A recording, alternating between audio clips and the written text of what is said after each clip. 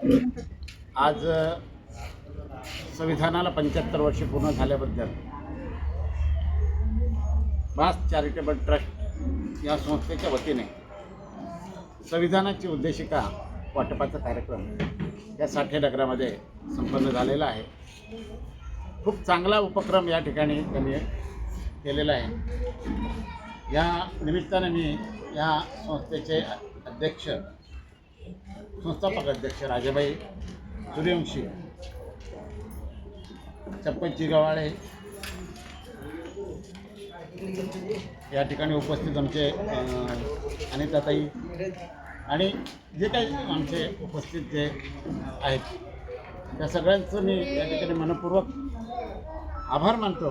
कारण हा कार्यक्रम जनतेमध्ये होणं गरजेचं आहे. संविधान आम्हाला सगळ्यांना माहिती आहे, फक्त संविधान, पण ह्याच्या पलीकडे आम्ही काही गेलो नाही. तर संविधानाचं जर ही जी फ्रेम दिलेली ही जी घरात ठेवली तर आम्ही ते रोज वाचू, आमच्या लक्षात येईल. ज्याप्रमाणे आम्ही शाळेमध्ये असताना भारत माझा देश आहे, सारे भारतीय माझे बांधव आहेत, वर्गात आमचं वाचन करून घ्यायचं, पाठ करून घ्यायचं, तसं तर हे आमच्या घरात असेल तर मनामध्ये बाबासाहेब जायला वेळ लागणार नाही, संविधान समजायला आम्हाला वेळ लागणार नाही. आम्ही फक्त संविधान एक पुस्तक आहे याप्रमाणेच बघतो, पण संविधान एक पवित्र ग्रंथ आहे.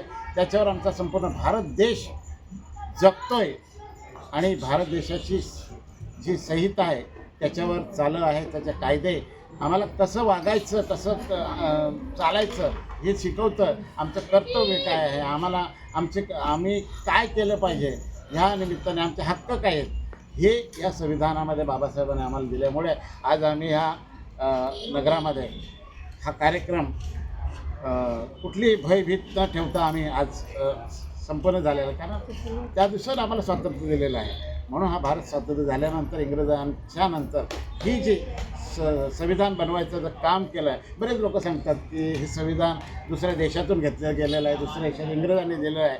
तर मुळीच नाही. हे परमपूज्य बोधिसत्व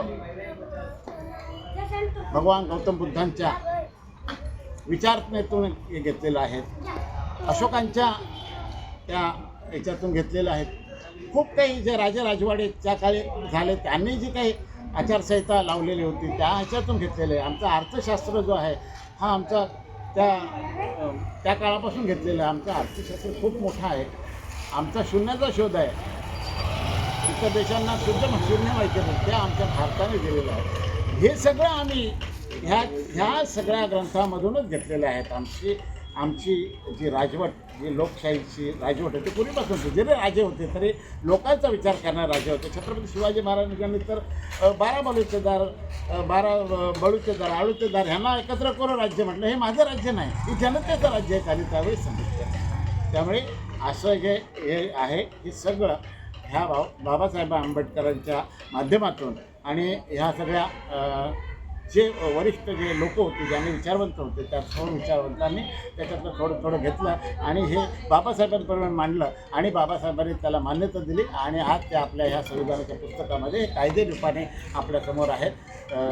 अशा ह्या उद्देशिकाची प्रत आमचे मित्र विनोदजी गवाळे यांच्या माध्यमातून या ठिकाणी वाटप झालेले. मी त्यांचं या ठिकाणी आभार मानतो. जय हिंद. कुठे आहे आता? लग्नाला जायचं.